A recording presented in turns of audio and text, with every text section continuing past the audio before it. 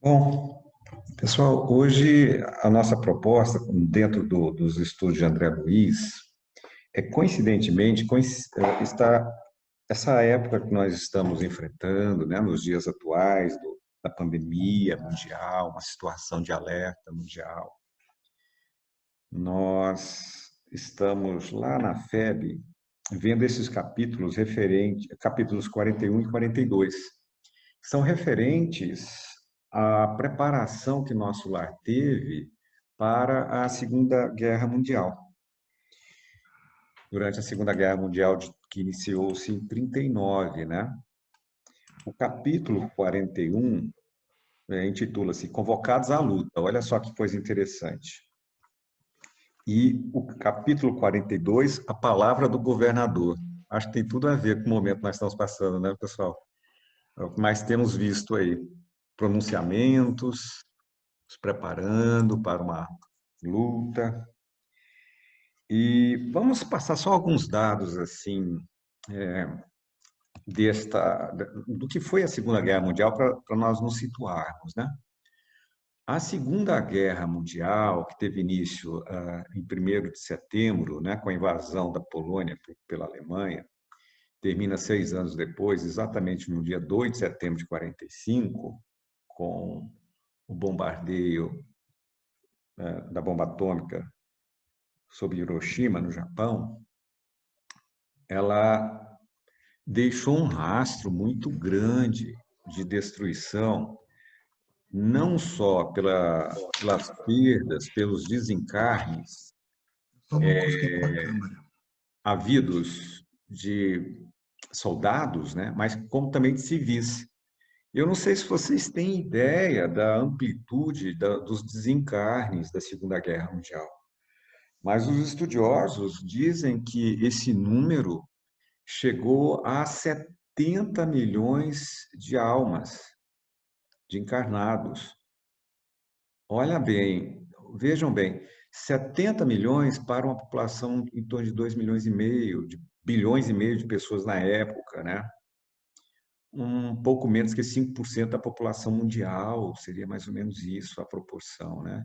Seria hoje termos um enfrentamento, um conflito ou algo semelhante com um desencarne aproximado de 400 milhões de pessoas. Só para a gente ter ideia da gravidade que foi a Segunda Guerra Mundial na história recente, né, da humanidade, né? Então, nós preparamos hoje um material referente a esses dois capítulos, né, do nosso lar. E no capítulo 41, Convocados à Luta, soa um grande clarim, né, um instrumento musical na atmosfera de nosso lar por 15 minutos, André Luiz relata. Por 15 minutos esse clarim. E ele estava ali nas câmaras de retificação com a Narcisa e com o Tobias, e o Tobias o convida a saírem para as vias públicas e se dirigirem até o Ministério da Comunicação para terem mais notícias do porquê daquele clarim, porque aquele clarim era tocado só em situações muito graves em nosso lar, na atmosfera de nosso lar, e raramente, eles não referem nenhum uso prévio, mas eles referem que somente era utilizado esse clarim, esse aviso musical, como a trombeta, né, em situações muito especiais. E aí, eles começam a tecer comentários, e Tobias e André Luiz se dirigem até o Ministério da Comunicação para terem mais notícias, assim como milhares de pessoas se dirigiam para lá. E já sabiam, então, dessa invasão da Polônia pela Alemanha, e era ali a preparação que se iniciava do nosso lar para lidar com o acolhimento, né, desses desencarnados que haveriam de ocorrer, e o preparo do nosso lar para esse acolhimento, porque, como vocês sabem, no plano espiritual não há nada feito de forma atabalhoada, né, pela espiritualidade superior, tudo feito dentro de uma organização prévia. de todo um trabalho de estruturação organizado. Então, a situação era de preparo. E o governador convocava a população de nosso lar, então, para um verdadeiro combate, mas, como nós vamos ver, um combate diferente. Um combate em que o governador faz um convite bem diferente em relação ao que nós entendemos por uma guerra, por um combate. Então, eu coloquei essa passagem de Vinha de Luz, Saibamos Confiar, a lição 86 de Vinha de Luz, do Emmanuel e do Chico, que diz um parágrafo dessa lição que diz assim: urge renovar atitudes mentais na obra que fomos chamados, aprendendo a confiar no divino poder que nos dirige. Na realidade, nós vamos ver que nesses 2 capítulos de Nosso Lar, o convite do governador foi exatamente esse, do controle dos pensamentos, das emoções, dos sentimentos, do controle do nosso mundo interior, para que pudéssemos, a população lá de Nosso Lar pudesse sintonizar com a espiritualidade maior, com os planos maiores da criação, com Deus, servindo, né, de forma proveitosa a esses irmãos que iriam atravessar o plano material para o plano espiritual. Agora, por que isso é importante, né? Por que Emmanuel faz esse convite de urgência? Urge renovar atitudes mentais na obra que fomos chamados, né? Por que renovar atitudes mentais? E por que confiar no poder divino? São situações que, no momento aqui atual, todos nós estamos sendo convidados também, de alguma forma ou de outra. E eu gostaria que vocês refletissem um pouquinho da importância que tem os nossos pensamentos, as nossas emoções e sentimentos nesse processo da confiança no poder divino, no processo de criação de uma psicosfera adequada ao enfrentamento a essa guerra, vamos dizer assim, com respeito a essa situação da pandemia que enfrentamos atualmente. E é interessante, eu separei aqui uma passagem em Mateus, capítulo 6, versículo 22 de Mateus, porque, com certeza, assim como nós aqui em casa, vocês aí também estão passando por essa situação, dos parentes, dos amigos mais próximos, e o que a gente observa é que, vamos dizer assim, um enfrentamento psicológico, o enfrentamento que cada um faz dessa situação é diferente, né? Não é o mesmo. E é muito fácil da gente entender, porque cada um de nós tem o seu passado espiritual, cada um de nós teve os seus já enfrentamentos de dificuldades, de situações que às vezes nos levaram ao desespero, né, à desesperança, aos conflitos, às aflições, né? Então, é uma história que não é uma história só dessa vida, é uma história individual, de várias vidas, de várias reencarnações, né? E o que me chama a atenção nesse enfrentamento individual é a correlação que há com essa passagem em Mateus, que nos diz o seguinte: a candeia do corpo são os olhos. Olha que interessante.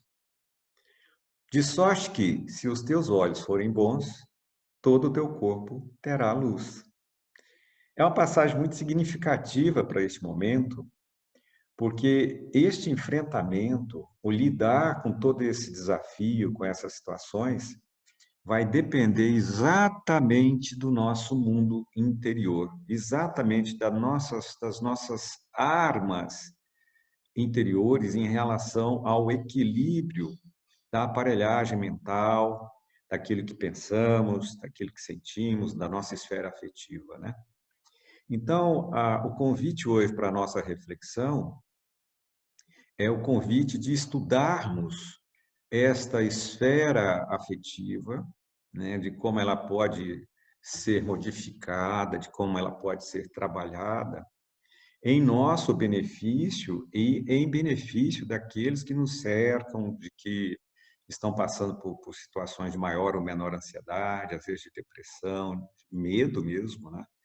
Possamos auxiliá-los nessa caminhada. Então, vamos seguir esse caminho de como abordarmos, então, essa casa mental, as emoções, os sentimentos, de como trabalharmos isto dentro de nós, né? Eu gostaria de fazer um resumo aqui das funções mentais. Eu vou pedir desculpa aos psicólogos do nosso grupo, né, que estão atentos aí. Qualquer colocação depois, por favor, complementem, ou me interrompam aqui, ou complementem, tá? Então, grosso modo, assim, nós podemos resumir as funções mentais em três grandes grupos, né? O primeiro grupo diz respeito à função cognitiva, né? A função cognitiva são aquelas funções que nos possibilitam conhecer o mundo, tanto exterior quanto interior. São as sensações, as percepções, os pensamentos, o raciocínio, a memória. Então, todo esse arcabouço que nós temos mental, de interação direta com o mundo exterior, que nos leva à situação, ao conhecimento da situação desse mundo exterior, faz parte da função cognitiva, tá certo? Nós temos também a função afetiva. A função afetiva, os afetos, eles dão uma qualidade a esse mundo cognitivo, né? Ao mundo conhecido pela função cognitiva. E dentro da esfera da função afetiva, então, nós temos as emoções e os sentimentos. E, por último, nós temos a função volitiva. A função volitiva são aquelas reações exteriorizadas que nós temos aos dois mundos, lá, as duas funções que nós vimos, cognitiva e afetiva. Então, são reações exteriorizadas e objetivas, né? São gestos, mímicas, expressões faciais, o tom da palavra que nós usamos. Ou seja, a função volitiva é aquela que expressa, tá? Que comunica o nosso mundo interior com aquele mundo que nos cerca, com o mundo que nos cerca, com as pessoas que nos cercam. Agora, é importante entendermos que essas três funções, elas não se dão de forma estanques, ou seja, separadamente. Elas ocorrem num todo, né? Como nós veremos, elas se dão de uma forma instantânea, né? Conjugadas de uma forma instantânea. Muito bem. Vamos primeiro conversar um pouquinho sobre o que seriam as emoções e depois sentimentos. Nós temos, às vezes, dentro de nós, assim, não, emoção e sentimento são as mesmas coisas, não tem diferença. Sim, mas tem diferença. Nós vamos ver essas diferenças agora. Então, o que seriam as emoções? Olha só. A emoção é uma experiência que envolve a mente e o corpo. Então, aqui já definimos que a emoção ela é uma resposta tanto da esfera afetiva quanto da esfera corporal, cognitiva, tá? É uma reação intensa e de curta duração, desencadeada por um estímulo e envolve reações orgânicas e sensações pessoais. Então, pessoal, o que ocorre? O que é a emoção? A emoção é uma adaptação, é uma adaptação que nós temos de sobrevivência ao meio que estamos. É o desencadeamento, é uma maneira de interagirmos com esse meio, buscando primariamente o quê? A nossa sobrevivência, a nossa melhor adaptação ao meio. Então, isso já surgiu nas fases nossas pré-humanas. Então, os animais têm emoções, certo? Como nós vamos ver. As emoções primárias, certamente, como nós vamos ver agora. Então, a emoção faz parte daquelas funções mentais de uma adaptabilidade à sobrevivência, à adaptação ao meio que nos cerca, tá? Então, nós podemos dizer que as emoções são multidimensionais e envolvem fenômenos subjetivos, biológicos e sociais, acompanhados de um objetivo, de um propósito, né? Então, quais são esses fenômenos subjetivos? São aqueles que despertam um sentir de determinado modo. Por exemplo, você pode sentir um medo, uma raiva, uma tristeza, uma alegria e afeto. E eu pus exatamente esses 3 modos, esses 5 modos de sentir, porque eles são as emoções básicas. As emoções são respostas automáticas e instintivas que nós criamos à nossa sobrevivência. E dentro das emoções, a resposta mais básica que existe, mais primária, é o medo. O medo é uma situação que nos leva a protegermos das ameaças externas, enfrentá-las, fugirmos ou escondermos delas. Então, diante do medo, é um preparo que o organismo tem para que você sobreviva diante de uma possível ameaça, ou que você interpreta ser como uma ameaça do meio. Então, veja bem, não é uma ameaça real, isso é uma coisa importante que às vezes nós temos que trazer aqui. Depois, com certeza, a Patrícia poderá nos conversar melhor um pouquinho sobre isso. Mas, às vezes, ameaças imaginárias, que não são reais. Então, isso é o medo. Bom, mas o medo, as emoções, elas são, então, carreadas de reações biológicas. Então, são respostas mobilizadoras de energias que preparam o corpo para se adaptar às diversas situações que o indivíduo tem que enfrentar. Então, vamos supor o seguinte, você está andando na sua caminhada, aqui eu tenho aqui um condomínio aqui bacana, belo, né? Mas tem muito mato aqui, né? Eu estou andando aqui e, de repente, eu olhando para o chão, deparo com uma cobra. Qual é a emoção? Que aquela visão, que aquela percepção vai acarretar?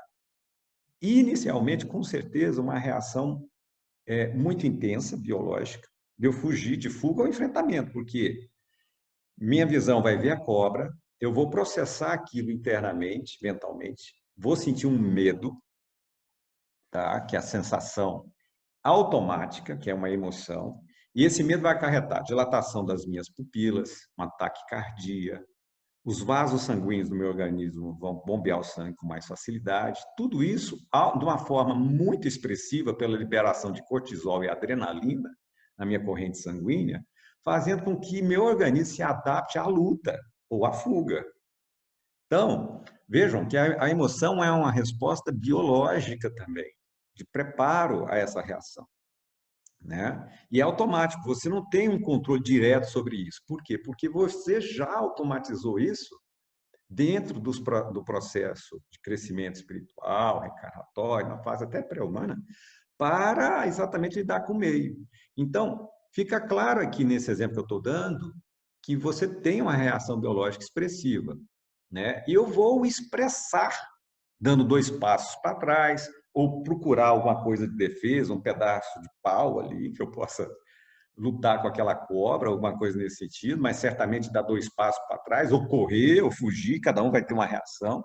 E esta reação expressa, que todo mundo consegue ver o que está acontecendo, são os fenômenos que a gente chama de fenômenos sociais da emoção, né? Surgem ao emitirmos sinais faciais, posturais, vocais, né, que comunicam aos outros a qualidade e a intensidade de nossa emoção. E tudo isso, claro, tem um propósito, né? Um desejo motivacional, né? Para que nós tenhamos o propósito fundamental aqui é respondermos de forma melhor possível a nossa conservação física, a integridade física perante aquela situação que nos ocorre, né?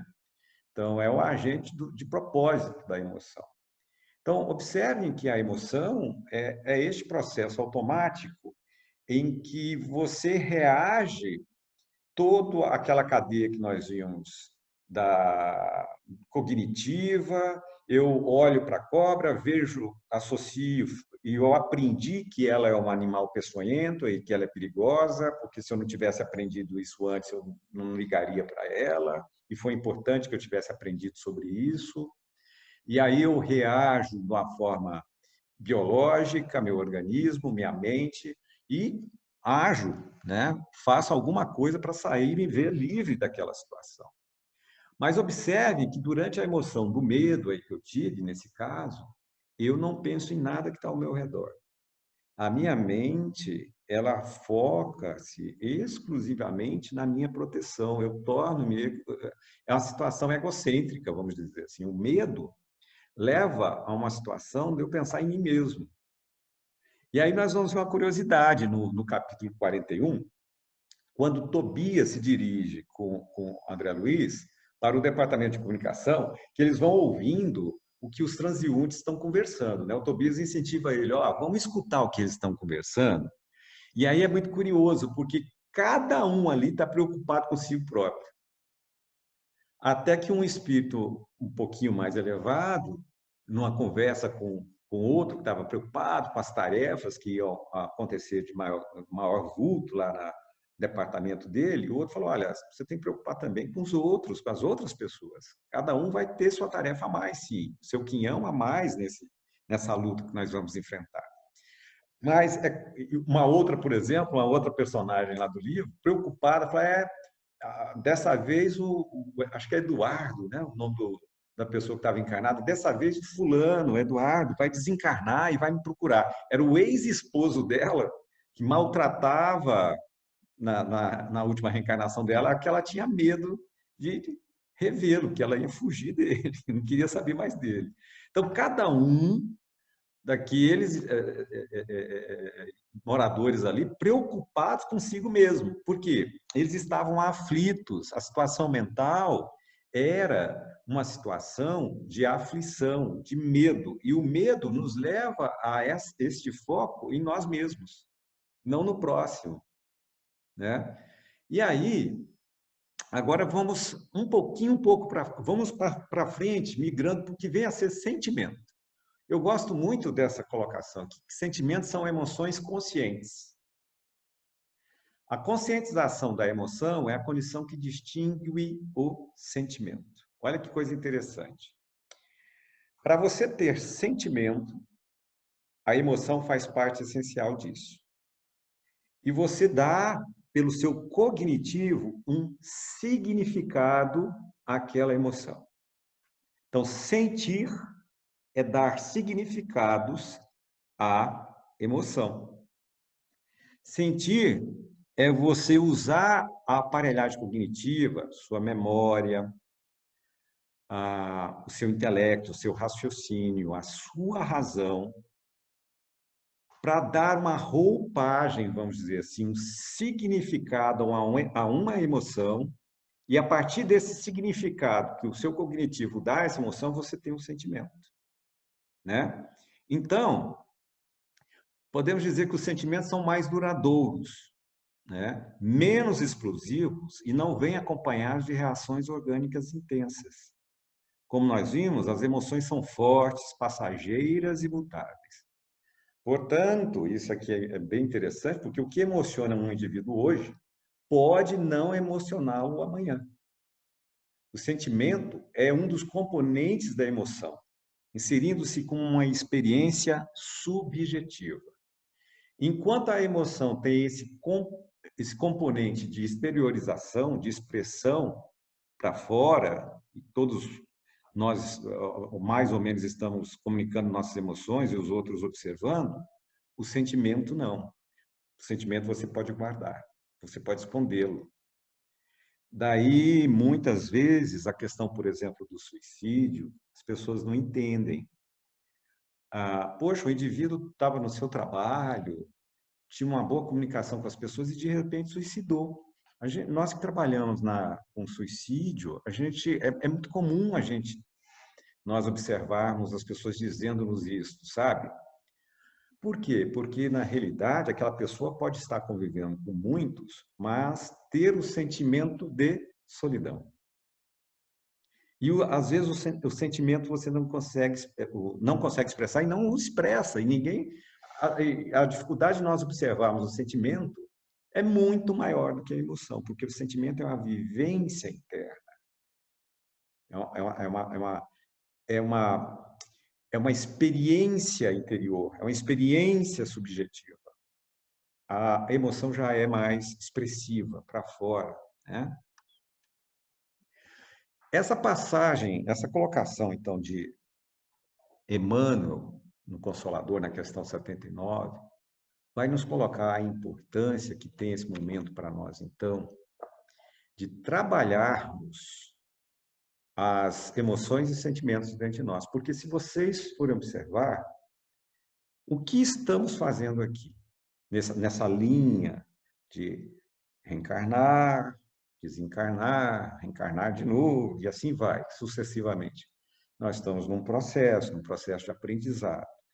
E dentro desse processo de aprendizado, não é só o processo de aprendizado que a humanidade fez assim de uma forma avassaladora, do intelecto, de dominarmos a natureza em parte, né? Dominarmos em parte, porque nós estamos aí nessa situação de um vírus, uma fitinha de RNA, coberta por uma membrana ali proteica, nos trazendo esse transtorno todo, né?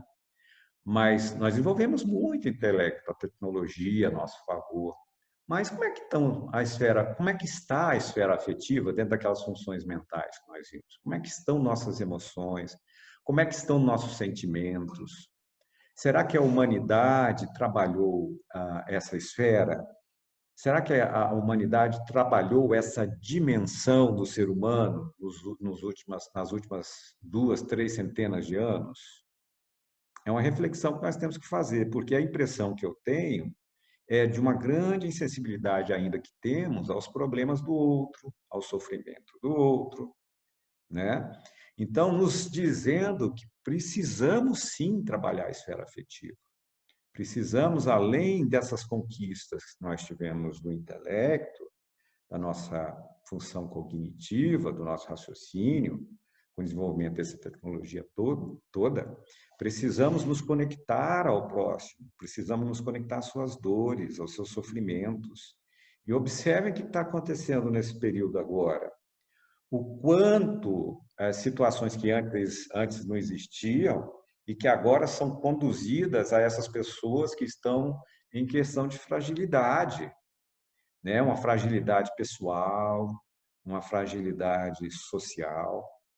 E os governos, governadores, nós mesmos, preocupados uns com os outros, porque a função da nossa experimentação aqui é essa, é do crescimento, mas do crescimento como seres imortais que somos. Por isso que o Emmanuel vai nos colocar. O vegetal é sensação, ou seja, o vegetal ele só tem essa interação com o meio de captar sinais do meio e adaptar a sua sobrevivência a ele. Como nós vimos, a evolução da sensação são as emoções, tá? Por quê? O vegetal ele não tem aquele componente emocional do estímulo, ele é só sensação. Então, onde tem luz, o vegetal vai perseguir essa luz para que o processo da clorofila ocorra e ele cresça, ele se desenvolva. Então, é sensação, é uma resposta sensitiva ao vegetal.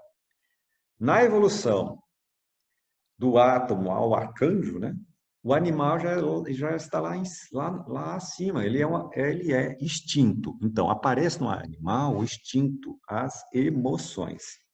Vamos recordar aquelas emoções básicas que nós vimos? Quais são mesmo? O medo, a raiva, a tristeza, a alegria e o afeto. Observe um cão. Me diga qual cão, quem cria cães aqui, ou até mesmo gato, embora o gato seja um pouquinho mais reservado em manifestar suas emoções, vamos dizer assim. O cão não. O cão ele deixa aflorar mais facilmente. Você vai ver cão com medo, triste, alegre, mostrando afetividade pelo dono. Então, observem que as emoções, nesse processo que vai além da sensação do vegetal, as emoções vai instrumentar os animais, que é o que nós herdamos na nossa escala evolutiva, a uma melhor adaptação ao meio que nos cerca. Agora, o homem é razão. Então, vai além desse instinto. O homem progride cognitivamente, ressignifica as emoções e vai em direção ao sentimento. O trabalho sublimado do sentimento, você vai atingir o que Joana de Anjos e Divaldo dizem como sendo o amor. O amor é a expressão final desse sentimento. Por isso que Emmanuel vai nos dizer que o anjo é divindade. Olha só que bonito, então. Observem que é todo um processo, né? Todo um processo de crescimento, de saber lidar conosco mesmo, de nos protegermos, mas também de direcionarmos depois todo esse processo ao outro, ao próximo, a tudo que nos cerca, ao planeta, ao cuidado do planeta, do universo, do outro, né? Então, nós podemos dizer que nesse processo de crescimento, nós todos somos viajores imortais. E já ressaltamos em vários encontros nossos a dificuldade grande que todos nós, eu, talvez menos vocês ou mais ou menos vocês, de lidarmos com essa conscientização de que somos viajores dentro de um processo de crescimento pessoal, né? Então, nós podemos dizer, de alguma forma, que nós estamos migrando de uma ilusão para uma desilusão. A ilusão é exatamente de acharmos que nós somos seres exclusivamente materiais, que nascemos entre o berço e o túmulo, nascemos no berço, vamos acabar tudo no túmulo, ou seja, uma visão materialista, reducionista da vida. Essa é a grande ilusão que nós podemos enfrentar, né? A visão dos valores materiais, de lutarmos por estes valores, pelo poder, pela proeminência social, por tudo aquilo que nós já vimos ser passageiro, que corroído pelas traças e que não dura nada, né? Então, essa é a grande ilusão. A desilusão é exatamente de entendermos esse processo de que somos seres imortais, de que temos uma vivência, uma roupagem corporal, tem transitória, todos os nossos títulos, as nossas colocações, aquilo que você tem, sua casa, seu carro, que você pensa que teve, que você não tem, é tudo empréstimo, né? O conhecer esse processo é uma desilusão. Agora, a gente começa a conhecer isso aqui, ó, no intelecto. E o processo, então, continua de levar isso, como nós vimos, para a esfera afetiva, né? Por os nossos corações. Podemos dizer também que é um trabalho entre o orgulho, o egoísmo, em direção ao quê? À humildade, à fraternidade. Olha só essa situação que enfrentamos de onipotência, né, que nós tínhamos, de dominamos tudo, dominamos o planeta. Olha, aí vem um vírus e fala assim, então tá bom, será? Então, ele vai nos colocar a uma situação de xeque, de questionarmos a nossa onipotência, né? E isso vai nos favorecer nesse processo de viajores que nós somos, imortais, em direção à humildade. O Emmanuel nos coloca no Pensamento Evita uma coisa que eu acho super muito importante, que diz que a humildade é a porta de entrada a todas as virtudes. Você não consegue evoluir, você não consegue fazer autorreforma, tão dito dentro do Espiritismo, sem a humildade, porque sem a humildade você não vê necessidade de trabalhar a si mesmo. Porque você já é onipotente mesmo, tudo, você pode tudo, né? Como é que o indivíduo vai crescer espiritualmente, né, nessa romaria que nós estamos, sem humildade, sem olhar para si próprio, sem saber que é pequeno? Não tem como. E a humildade ela vem agregada a mais duas virtudes que andam de mão dadas ali. Sabe aquela questão de ciranda, cirandinha, assim, brincando na rodinha? A humildade vem com a fé e vem com a fraternidade. Elas andam juntas. Porque a humildade te obriga a acreditar num Criador maior. Mas não é acreditar como uma criança acredita, num Criador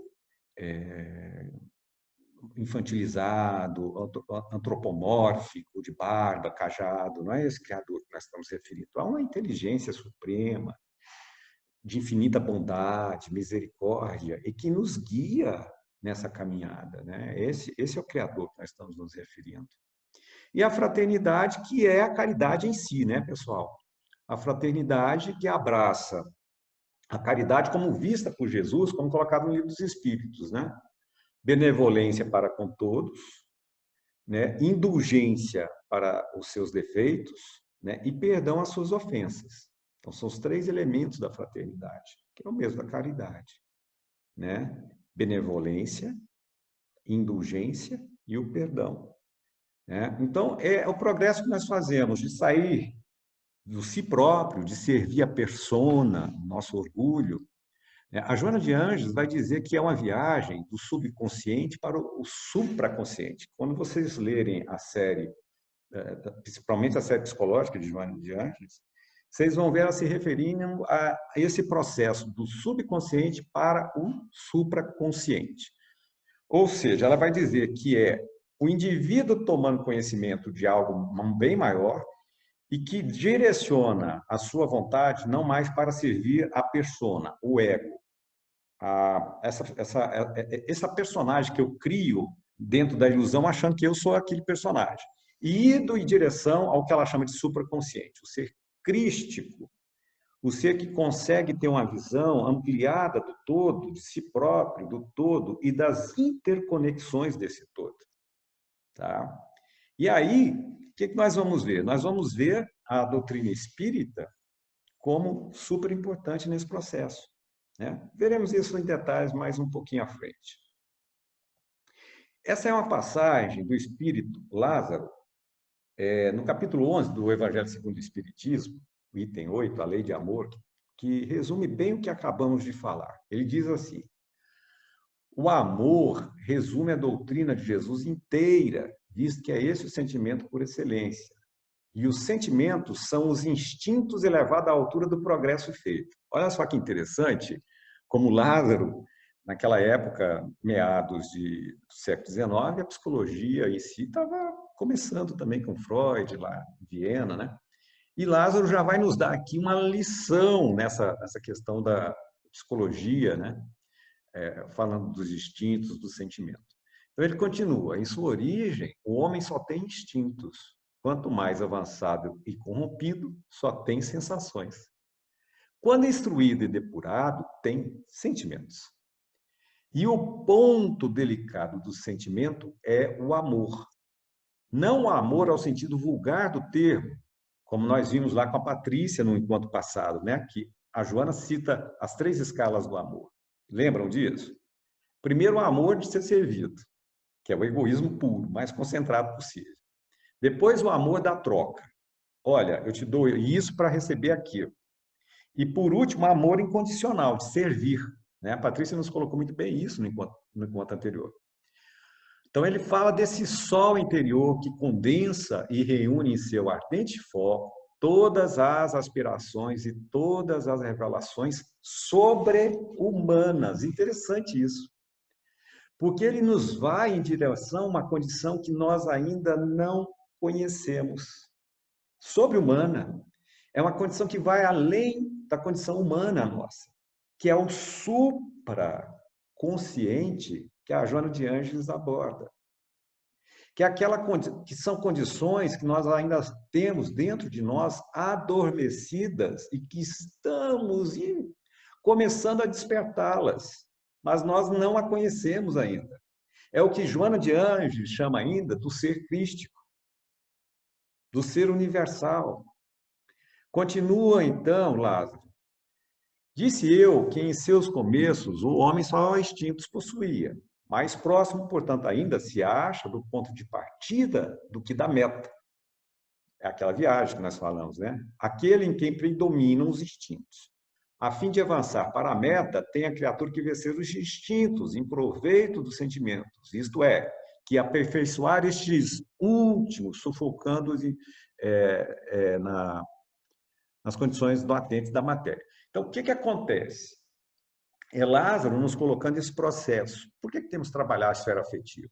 Porque sem ela nós não conseguimos chegar na condição maior do amor, do sentimento do amor. É esse o trabalho requerido, né? Continua Lázaro, então, já terminando aqui a parte, seu comentário. Olha que coisa bonita. Os instintos são as germinações, os instintos são a germinação e os embriões do sentimento. Ele nos dando uma aula de psicologia, que ainda não existia essa matéria. tá? Trazem consigo o progresso, como a glande encerra em si o carvalho. E os seres menos adiantados são os que, emergindo pouco a pouco de suas crisálidas, se conservam escravizados aos instintos. O espírito precisa ser cultivado como um campo. Olha que coisa bela, olha que coisa poética. Entendermos que o processo nosso de vivência é um processo que tem o seu tempo, e cada um tem o seu tempo. É o tempo de prepararmos o solo, é o tempo de fertilizá-lo, de semeá-lo, de cuidarmos da semente, daquele que nasceu, daquele que germinou, cresceu, depois colher. E cada um de nós estamos numa fase diferente nesse processo.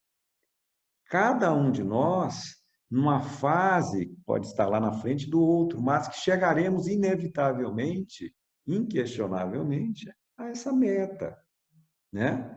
Então, toda a riqueza futura depende do labor atual, que vos granjeará muito mais do que bens terrenos. A elevação gloriosa é então que, compreendendo a lei de amor que liga todos os seres, buscarei nela os gozos suavíssimos da alma, prelúdios das alegrias celestes. Para nós é um pouco difícil de imaginar ainda isso, né? Para nós temos dificuldade ainda de imaginarmos o quanto é bom ser bom. Nós temos dificuldade de entender o quanto é bom ser bom. O quanto isso é venturoso. O quanto isso nos traz alegria, nos traz bem-estar, nos traz uma sensação de ligação com o Pai, do todo. De sensação, sim, de uma onipotência, mas que não é uma onipotência voltada para si. Da uma onipotência em ressonância, em comunhão com o Pai, né? Eu acho que todos nós ainda temos muitas dificuldades, mais ou menos, de enxergarmos isso, né? Então, aqui, como vocês já me conhecem, eu gosto de fazer os resumos assim em esquemas para a gente trabalhar mentalmente o que nós vimos, né? Então, vamos rever o que nós vimos nesse processo de emoção, cognição, emoção e sentimento, né? Percepção, cognição, emoção, sentimento. Então, vamos supor que você tem um estímulo qualquer. Esse estímulo vai te trazer experiências internas que são imanifestas. Elas se dão através, como nós vimos, das emoções, dos seus pensamentos, dos seus sentimentos, da sua memória, dos seus conhecimentos, daquilo que você aprendeu, daí a importância do aprendizado. Todo esse sistema, esse arcabouço interior da nossa casa mental, ele vai nos trazer, então, uma experiência que aí manifesta, que está dentro de nós, mas que também vamos converter em experiências manifestas, através de palavras, de ações, de gestos, de posturas, né? E esses dois mundos que vivemos, no plano material principalmente, isso é muito evidente, eles ficam bem, às vezes, separados. Você consegue manifestar, ter essa experiência manifesta bem evidente às vezes, ou mais ou menos evidente, e essas experiências manifestas mais reservadas. Agora, imaginem a seguinte situação. No plano espiritual, o que nós chamamos aqui nesse esquema de experiências imanifestas não são tão imanifestas assim. Entendem? O que você pensa, suas emoções e seus sentimentos são manifestados para aquele que está contigo lá, dependendo da situação de evolução desse indivíduo que ali está convivendo contigo. E é curioso a gente ver isso no André Luiz, pessoal. Ele não abre a boca, mas ele já pensou, ele já sentiu. E aí o outro sorri para ele e adianta o que ele vai dizer. E ele fica todo assustado com aquela situação. Porque ele está achando ainda que está vivenciando a situação carnal de experiências imanifestas. Não, isso aqui eu tenho reservado comigo. Isso aqui ninguém tá notando, ninguém está percebendo. Só que lá, sim, percebe-se, né? E tudo isso é comandado pelo que Emmanuel chama de vontade. Vontade é para onde você vai direcionar essas experiências manifestas. Vontade é para onde você vai direcionar suas emoções, seus sentimentos, seus pensamentos, sua memória. Essa é a vontade. Para onde você vai direcionar? Se você direciona para o medo, você direciona para aquela função instintiva básica que nós vimos de autopreservação. E na autopreservação, você é egocêntrico, você pensa em si mesmo, não pensa no próximo. E aí, a Narcisa vai orientar André Luiz, no capítulo 42, né, na palavra do governador, ela fala que o treinamento que vai ser dado na colônia para 30 mil colaboradores, olha, observe, nosso lar era uma colônia de 1 milhão de habitantes. 30 mil almas, indivíduos, consciências, estavam sendo treinadas para o trabalho da Segunda Guerra Mundial que estava acontecendo no ar. 30 mil. E sabe qual era o trabalho, pessoal? O trabalho era aprender como lidar com o medo. Olha que coisa interessante. E ela diz o seguinte: André, o medo é muito mais contagioso do que qualquer agente, qualquer micróbio, de qualquer organismo, de qualquer vírus, bactéria. Ela coloca o medo como contagioso, porque agora faz sentido. Se nessas experiências manifestas você se comunica pela escala de vibrações de sintonia com o outro, você contagia o outro. E por isso que nós vamos ver as narrativas, quando o clarim soa nos céus do nosso lar, né? Todos se voltam para si mesmo. Por quê? Eles se voltam para a preocupação iminente de autopreservação. Por isso que o governador, quando eles chegam lá no Ministério da Comunicação, as últimas palavras do governador são: irmãos de nosso lar, não vos entregueis a distúrbios do pensamento ou da palavra. A aflição não constrói, a ansiedade não edifica. Saibamos ser dignos do clarim do Senhor, atendendo-lhe à vontade divina no trabalho silencioso em nossos postos. Então, era o governador pedindo o autocontrole, pedindo para que saíssem os moradores do nosso lar daquela esfera do medo, da emoção básica da autopreservação. Olha que coisa interessante, ele dizendo que isso era a situação, e Narcisa, depois no capítulo subsequente, no capítulo 42, vai dizer exatamente isso, da necessidade do controle, do medo, né? Ela diz assim para André Luiz, eu vou ler aqui ipsis litteris para nós tomarmos consciência, então, sobre essa questão do devido controle do medo. Precisamos organizar, dizia ela, determinados elementos para o serviço hospitalar urgente, embora o conflito se tenha manifestado tão longe, bem como exercícios adequados contra o medo. Ela refere-se a exercícios adequados contra o medo. E André Luiz, então, de súbito assim, fala, medo, né? Então, ele pergunta para ela, como medo? Acrescentei admirado, André Luiz diz. Como não? Responde-lhe Narcisa, né? Objetou a enfermeira atenciosa.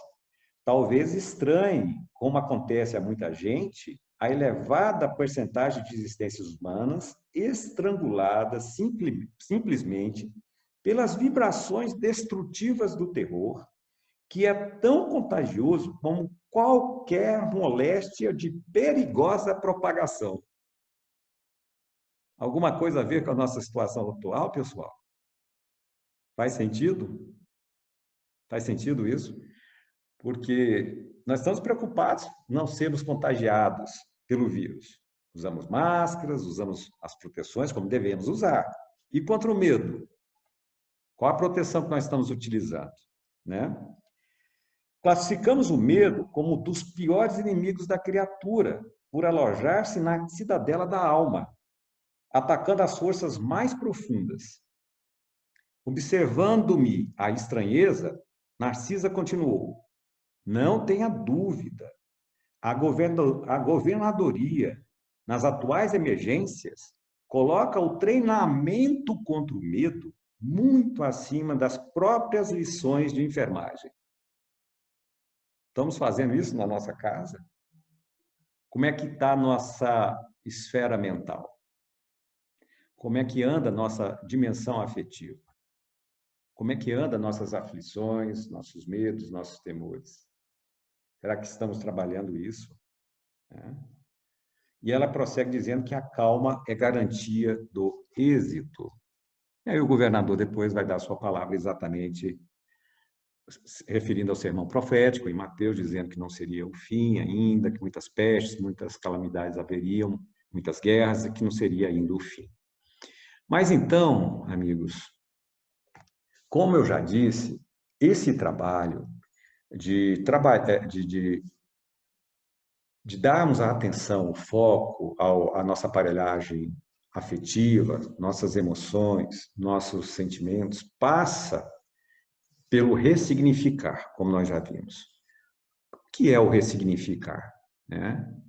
Bom, o significado de todo acontecimento, as experiências das nossas vidas, depende do filtro pelo qual o vemos. Lembra lá da passagem inicial que nós colocamos em Mateus? Depende da luz, da candeia interior que você traz, da luz dos seus olhos.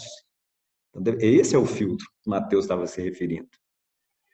Quando mudamos o filtro, mudamos o significado do acontecimento. E a isso é que chamamos de ressignificar. Lógico. Você mudou a luz com que você vê as coisas, você vai ver as coisas de uma forma diferente. Não faz sentido? Quando modificamos o filtro pelo qual percebemos o mundo, alteramos o significado desse mesmo mundo para nós. Disso resulta não só a mudança de visão, mas também o como nos comportamos. E faz todo sentido, né? Porque a partir do momento que você vê a situação de uma forma diferente, seu comportamento também muda. Então, nesses dias, que significado nós estamos dando aos acontecimentos, a tudo isso que nos ocorre? Será que nós estamos conseguindo dar um significado mais próprio, mais dentro daqueles viajores que somos, mais apropriado? Ou não? Como é que seria o ressignificar com Cristo? Se fôssemos ver essa situação com o olhar do Cristo, como é que seria? Vamos tentar olhar todos esses acontecimentos, não só estes, mas qualquer um outro que vier da agora para frente, dando um ressignificado a tudo com essa visão diante do que o nosso guia e modelo nos disse, que é o Cristo. Ele diz: olha, você precisa de ter hábitos que vão te colocar em ação perante os pontos negativos. Ajude de alguma forma aqueles que precisam e estão ao seu lado. Fora da caridade não há salvação, sendo a caridade, como nós já vimos, a benevolência, a indulgência e o perdão, esse tripé. Aqui tem coisas interessantes, porque o Chico, quando ele estava triste, por alguns acontecimentos, a vida do Chico foi muito dura, como vocês sabem, vida familiar, ele enfrentava grandes problemas de saúde também, e quando ele estava nessa situação de aflição, de tristeza, Emmanuel recomendava para ele: vai visitar os presidiários, vai cumprimentá-los, vai ajudá-los nesse processo. E ele saía, então, e se sentia melhor com aquela situação. Em suma, façamos alguma coisa para aqueles que nos cercam, que está ao nosso entorno. Não é só o benefício material em si, mas o saber escutar, o saber ouvir, um sorriso, ofertar a possibilidade da palavra do outro, do acolhimento, Transforme suas tristezas em aprendizados. Toda experiência é válida no caminho do espírito mortal. Porque muitas vezes a gente esquece que nós somos espíritos imortais e que tudo que nos ocorre tem um valor, sim, um experimento, nós vivemos na realidade. Não sei se vocês já tiveram essa sensação que a vida na matéria é um grande simulador. Vocês já viram simulador, né? Simulador de voo. Olha o quanto ele facilita a vida de um piloto, porque antes ele tinha que pilotar horas e horas como copiloto para passar por experiências específicas. Hoje a tecnologia permite que um treinamento desse seja feito em alguns meses, porque ele vai para uma cabine de simulação que simula o avião caindo, simula caindo no mar, explodindo, etc., um motor falhando. São simuladores, né? Então a gente pode dizer que a vida na matéria é um grande simulador. Um simulador de experiências para o espírito imortal, gente. Olha só. Vamos dar um significado para tudo que nos acontece como experiências dentro de um simulador. O simulador, o grande planeta Terra. E as simulações feitas para cada um de nós. E, às vezes, elas são coletivas, porque, às vezes, nós temos que participar de uma simulação que envolve muitos, que é o caso da pandemia que nós estamos enfrentando. E o objetivo é sempre acordar o indivíduo da ilusão para a desilusão, levá-lo à fraternidade universal, real, a maior condição de amor, de amorosidade, de cuidado a si próprio, do planeta e daqueles que nos cercam, né? Uma outra situação muito importante, Jesus ria muito, né? Tinha um bom humor, então aprenda a rir de você mesmo, né? O auto-perdão é condição para o equilíbrio e a indulgência. Se você não se auto-perdoar, você não vai ser indulgente. Entenda que nada acontece por acaso, é isso que nós estamos dizendo, acabamos de dizer, né? Para tudo há utilidade e propósito. Tudo é uma experiência mais ou menos rica para aquele viajor que está aprendendo dentro do simulador. São experiências, somos coletores de experiências, trabalhando, ressignificando nossas emoções despertadas, emoções e sentimentos despertados por essa experiência em direção ao amor, sentimento maior. Modifique seu pensamento diante das situações. Veja-se como um espírito imortal em aprendizado. Assuma um papel de agente e não de vítima. Jesus, mesmo quando ele ia beneficiar alguém, ia fazer uma cura, o que ele perguntava? O que queres que eu faça? Ele tirava o indivíduo da condição de vítima, gente. Porque a vítima, a posição de vítima é uma posição infantilizada, de estar absolutamente passivo ao que acontece. Isso não é uma posição daquele que já alcançou um crescimento espiritual ou que precisa desse crescimento, né? De alcançar esse crescimento. Então, busque motivações. A sintonia com planos maiores da vida, pela meditação, pela oração e boas práticas. Quais são essas boas práticas? Uma boa leitura. Tem uns excelentes livros, tanto dentro da doutrina quanto fora da doutrina, gente, para lermos. Acabei de ler agora, do Ernest Hemingway, né, um escritor famoso, O Velho e o Mar. É um livro clássico do enfrentamento de um senhor de idade que vai sair para pescar e enfrenta lá situações adversas e a vence. Então, estou dando um exemplo aqui da minha experiência pessoal, mas tem tantos outros, né? Então, boas práticas que vão nos trazer equilíbrio e a serenidade, né? E, por último, não duvide da sua capacidade de superação. Jesus já nos dizia, né? Vós sois deuses, o sal da terra e a luz do mundo. Então, não esquecemos de nosso potencial como seres imortais, como tendo aí as sementes da divindade dentro de nós, nesse processo de crescimento, nesse processo do supraconsciente, como nos diz a Joana de Anjos, desse processo do ser humano crístico, né? Em comunhão com a humanidade universal, né? E para terminar, então, fica aqui a mensagem de Jesus em Mateus, né? Com tudo isso que nós vimos: não andeis, pois, inquietos. Tenhamos serenidade, tenhamos harmonia, paz interior na condução de nossa esfera cognitiva, afetiva, dos nossos corações, sabendo que o Pai maior nos conduz, essa nau não está perdida, não está solta, não está à revelia, é Ele que nos governa, é Ele que nos guia, crianças espirituais que somos. Pessoal, agradeço a todos vocês, a todos aqueles que nos acompanharam pela internet, no nosso canal, que estão conosco até este momento, e convido a todos vocês que visitem nosso site, né, o nosso Facebook, né, nosso Instagram, e possam participar das atividades da Planalto, tá? Um excelente final de semana a todos, uma excelente semana. Fiquem todos com Deus. Obrigado.